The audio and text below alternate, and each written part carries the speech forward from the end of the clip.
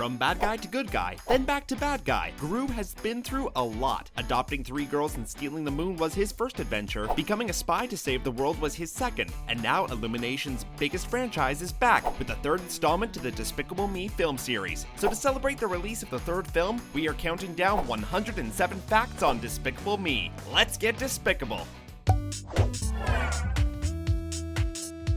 Back in September of 2013, Steve Burke, CEO of NBC Universal, confirmed that a 3rd film in the Despicable Me series was in development. Cinco Paul and Ken Dario returned to write. For Despicable Me 3, the film needed a villain with an iconic voice much like Gru's. Associate producer Brett Hoffman suggested asking the South Park creator Trey Parker if he'd be interested in the part, and producer Chris Meledandri loved the idea. Parker loved the idea of voicing Balthazar for Despicable Me 3, as he was instantly drawn to the character. After his first day of recording, he admitted it was a new experience since he's never been directed by someone other than himself before. Other actors who had been considered for the role of Balthazar were Ed Helms, Ty Burrell, Kevin Pollak, John Cena, Steve Zahn, and Alan Tudyk. Guess Parker just fit the bill a little better. For Balthazar, the team needed to come up with a villain concept that could match Gru's as well. In the past, the team had some trouble because of Gru's character, since his roots as a villain made him a formidable adversary. However, Illumination felt that they had something there with Balthazar from the beginning. A clear theme surrounding the Despicable Me franchise is family, and that only grows in the 3rd film as we're introduced to Gru's twin brother, Drew. The real question is whether he's a friend or a foe.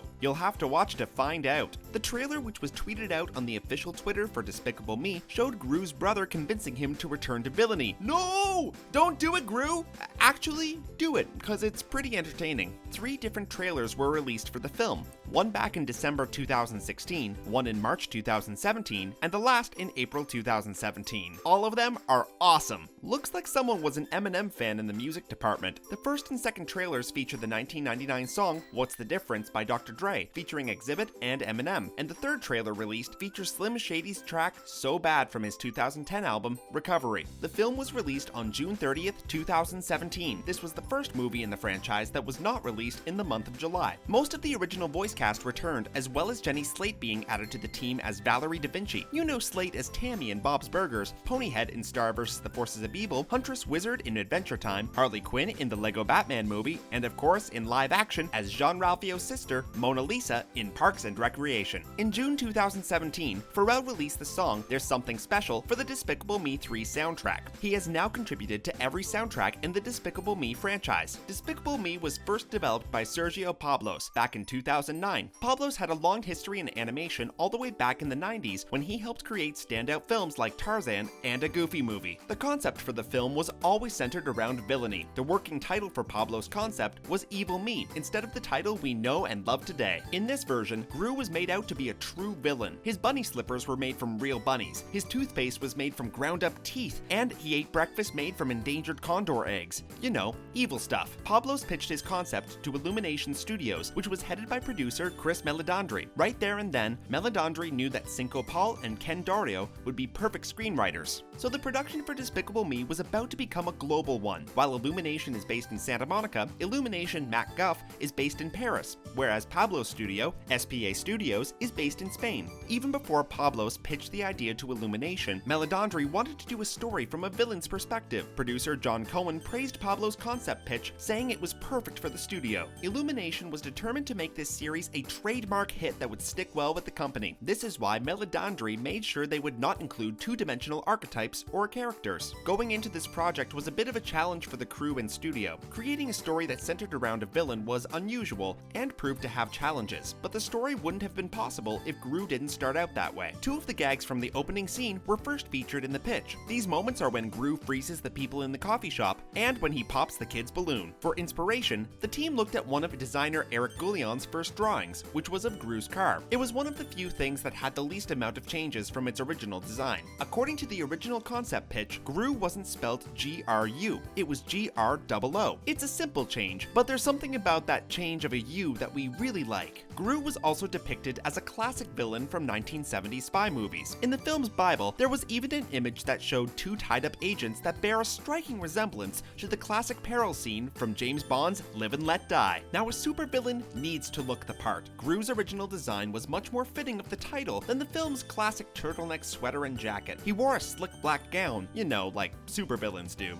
with a red collar adorned with a skull. How evil! In fact, Gru himself looked a lot different. This is no surprise when talking about original concept, but Gru's first design had hair. He also had a longer face and a goatee, and an all-around sicklier look. As mentioned, Gru went through some changes. Pablo's has dozens of different Grus, some of which look closer to his original concept design. Some even take influence from Edward Scissorhands. For inspiration on how Gru walked, the designers looked at famous comedians. They borrowed the physical comedy of Peter Sellers, famous for the Pink Panther, and Rowan Atkinson, aka Mr. Bean. In addition to the Pink Panther and Mr. Bean, the French animators drew inspiration from other well-known physical comedians. They studied the films of Charlie Chaplin, Buster Keaton, and Jacques Tati. Gru was designed in such a way that he moves gracefully even though he is a broad-shouldered man. The filmmakers wanted to create a spy versus spy kind of film where Gru could sneak around and take on a gambit of explosions, coming out unscathed in the end. The crew set out to make a stylized world for Gru and his family. They had no interest in a photorealistic setting and opted for one with a unique color palette. Where would Gru be without his minions? No, not those yellow pills that love bananas. We mean evil henchmen. Originally, Gru had a cabal of evil agents that would do his bidding. These minions were originally designed to be burly, muscular henchmen. The art directors decided that it wouldn't be fitting to have Gru be an underdog character and be surrounded by an army of buff henchmen, so they went for a less threatening design. Originally, Gru's adoptive daughters were a bit less distinguished. The girls were not only nameless, but also looked to be around the same age instead of being different ages. The girls got names and designs early on in the pre-production process. Edith, the tomboyish one, was more girly at first. She lacked her hat and carried around a toy fairy wand. Margot went through some changes as well. Instead of being the eldest, she originally looked to be the same age as the other girls. She had more of a plain look, sporting a thick sweater and braces. While Gru went through many drastic changes,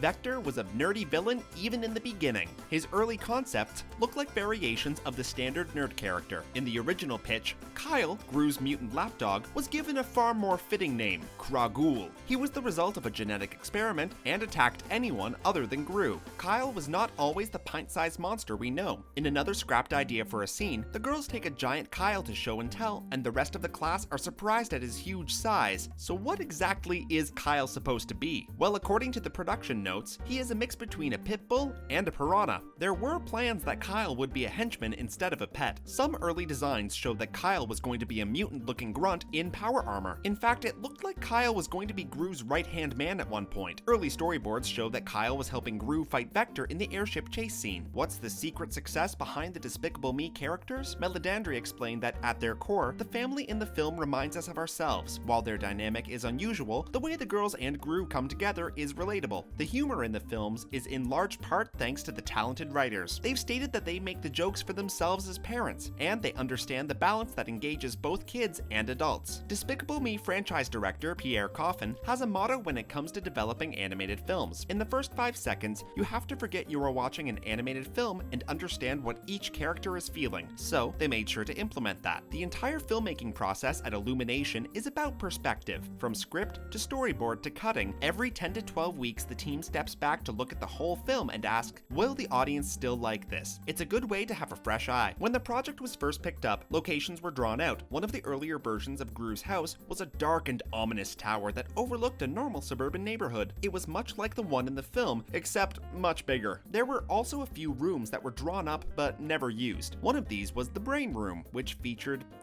a room with brains kept in jars. There is yet another early concept sketch of Gru where he has a full suit of villainous armor. We also see that there are some sketches of this Gru fighting superheroes, which hasn't exactly happened in the films yet. Yes, Despicable Me had superheroes. Concept art shows that there was a superhero named Hindsight in an early version of the story. While the new Gru did the same villainous things as he did in the original concept, there were some ideas that were left out. An example of this includes Gru watering flowers out in a garden, killing them in the process. A different version of the shooting range scene was drawn up in the early stages of production. In this version, the girls all win a prize before the iconic fluffy unicorn was added. Their older prize wasn't as fluffy. coffee. Gru and Vector are bitter rivals in the film, and in the original concept art, they had a few scuffles that were cut from production. One includes a scene where Gru is kidnapped from his own house and whisked away by Vector. An idea regarding the shrink ray involved Gru and the girls getting shrunk themselves. This sketch even depicts Gru and the girls hiding from a large Vector. Gru was quite involved with the girls' lives during some early versions. In this concept art, we can see Gru enjoying a play date with some of the moms at the school the girls go to. Okay, he looks annoyed, but he's still a good parent, right? Despicable Me had different styles of concept art when they began production. Production designer Yarrow Chayne's art is closer to the final product, and some of the ideas that were cut seem to show Vector in his past with his dad, the president of the Bank of Evil. In addition to being the art director, Goulian provided some concept art as well. For example, a drawing of young Gru and the teddy bear spaceship. Aww. The crew was excited to be working with designers Goulian and Chayne, who designed the first film. The crew loved the style the two designers used to make the characters and dubbed it Suburban Gothic. Another concept artist is Martin Tristam. While he is not listed in the official IMDb, his sketches for the film have the official production stamp on them. Some of his scenes and locations did not feature in the film, such as a junkyard or a scene where the minions go shopping. You may have picked up that the characters in the film are caricatures. The designer behind these models is Carter Goodrich, and he also developed the characters for Pixar's Ratatouille. Despite being made by a Paris-based studio, Despicable Me is a franchise that has a blended world with a lot of little details. Renault points out that while some buildings have water towers like you would see in Brooklyn, the door handles in the center of doors would be commonly found in Paris. The crew didn't want Gru to plan his villainy in a boring location. Art director John Cohen described the world as a stylistic mix of Charles Addams and Edward Gorey. For the voiceovers, the team wanted actors who not only brought a good voice, but could act out their personalities physically to inspire the animation team. Cohen explained that they wanted the best improv actors they could find. With that said, we can see why they chose Steve Carell as Gru, Jason Segel as Vector, Russell Brand as Dr. Nefario, Julie Andrews as Gru's mother, Will Arnett as Mr. Perkins, Kristen Wiig as Miss Hattie, and many more talented actors across the board. Meledandri even said about Steve Carell, working with him is unique because he comes to the process as an actor, an improviser, and a writer. It's rare that Steve will not give you a version of the scene that everybody agrees has just taken that comic or dramatic sequence and made it significantly better. Carell always wanted to play a villain and saw this as a great opportunity. When he created the accent for Gru, the directors said they would have never thought to voice Gru like that. When coming up with Gru's dialect, Carell observed that some classic villains have very recognizable voices. One of Carell's goals was to make it so no one could pinpoint Gru's accent. Where do you think it comes from? Carell played with several different accents before going with the final version. According to Meledandri, Carell landed somewhere between a mix of Ricardo Montalban and Bela Lugosi.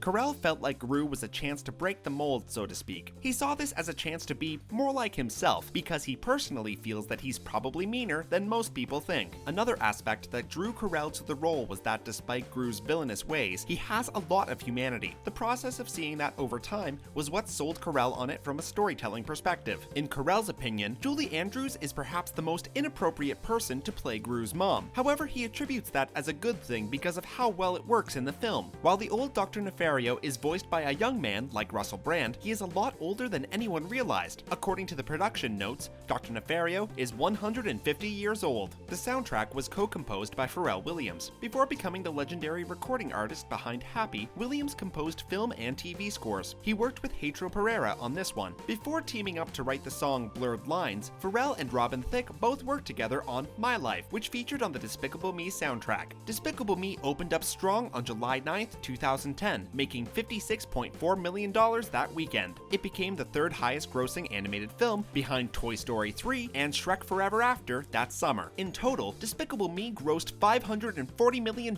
worldwide. It became the 10th highest grossing animated film in US history. While the film did well, it was not nominated for an Academy Award. However, Despicable Me did win the Kids' Choice Award for Favorite Animated Movie, and that's pretty darn important in animation. A few Minions mini-movies were included with the Blu-ray and DVD release of Despicable Me in December 2010. The three mini-movies were titled Banana, Home Makeover, and Orientation Day. After the success of the first film, Illumination knew that it was the launching point for the franchise. Meledandri explained that due to the outpouring of support for the film, they knew there would be more to come. While the success of the first film was shocking, Illumination knew the process enough about making more than one movie. With the concept's organic storytelling, Illumination had no problem adding to the Despicable Me mythos. The way the original film ends suggested that Despicable Me 2 was going to further the evolution of Gru's family. He was a good guy in the end, and the core of the sequel was to make Gru a good guy hero type. For Despicable Me 2, the team needed to show Gru's life post-villainy in a way that reflects his priorities. Meledandri said that his shift in responsibilities to his family, while still acknowledging Nefario and his minions, was to turn his lab into a jam factory. The writers dug deeper into Gru's past for the sequel. They agreed that great villains are not born, they are made, and so getting rejected as a kid was a great catalyst for Gru to grow up the way he did. According to Coffin, what sets apart Despicable Me from other franchises is its embrace of human emotion, especially love. Coffin set out to make the heart of the second film by having Gru find his soulmate. The balance in finding humor for an all-audience film can be tricky. The crew did not want to alienate the young audience or the older crowd with artistic choices, and aimed to create something that would appeal to all ages. Some employees almost didn't come back. Director Renault said he would not come back unless there was a logical story to it. Luckily, the story did just that, and he came back on board. The crew behind the scenes also returned for the sequel,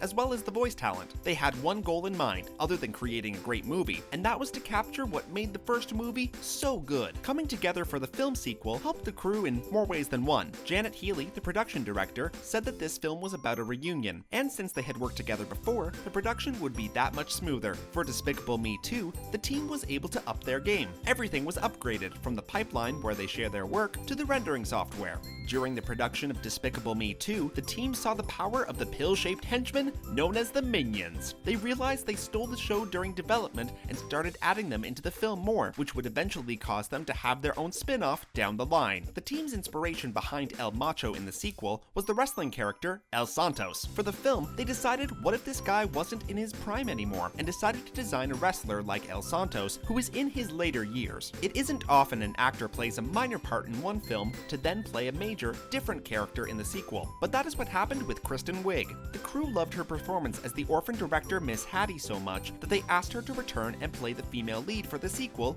Lucy. Wiig said there is a freedom to voicing animation. Physically, she can do anything she wants with her face or body because it doesn't depend on looks, but on how it sounds. Meledandri was impressed with Wiig's performance as Lucy. He went so far as to say she played the best female character in an animated film that he had ever seen. When designing the characters for the sequel, the crew had plenty to work with. They knew what everyone looked like with the exception of Lucy, and had fun making her appearance fit with the world. If they are French, they must wear scarves. When designing Lucy, the animators jokingly mentioned everyone who is designed by anybody in France must wear a scarf. She looks great in it if you ask me. For the sequel, the team had an easy time with the designs because the work was so closely knit with the voice. As Coffin puts it, design informs voice, and voice informs design. The team really invested into the scenes that they felt could draw out the physical comedy. For example, the scene where Lucy puts Gru in the trunk could have been shortened, but they drew it out for emphasis and comedic effect. Pharrell returned to make the soundtrack for Despicable Me 2 with Pereira. It was this soundtrack that featured Pharrell's popular hit track,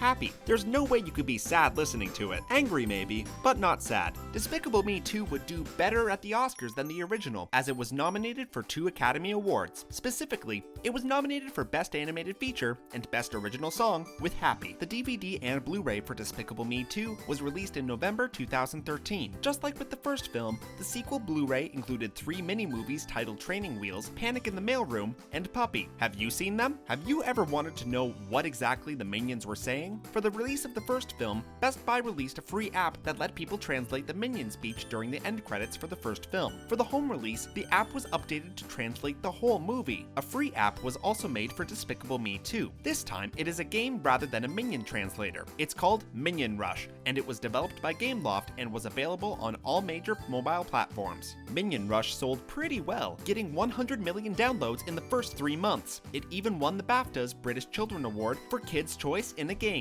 To market Despicable Me 2, Gru appeared on Ellen. Well, not exactly. Steve Carell dressed up as Gru on the popular talk show, complete with bald cap and fake nose. It's like the real-life Gru was there. Despicable Me, Minion Mayhem is a 3D adventure ride where you get the chance to take part in one of Gru's far-fetched and nefarious schemes. This ride is located at Universal's Orlando Resort, Universal Studios in Hollywood, and a third location that just opened up at Universal Studio Japan. Universal Studios Japan opened the attraction Minion Park in April 2017. This area of the park will include Despicable Me, Minion Mayhem, a 3D interactive ride, a Minions-themed restaurant, and Despicable Me shops. Once again, I'm Joe, and thanks for watching 107 Facts About Despicable Me. Who's your favorite character? Did you see the third film? Comment below and let us know. Don't forget to click the bell icon to become part of the notification squad. We have videos dropping every day, so make sure to subscribe to Channel Frederator, your cartoon central on the internet.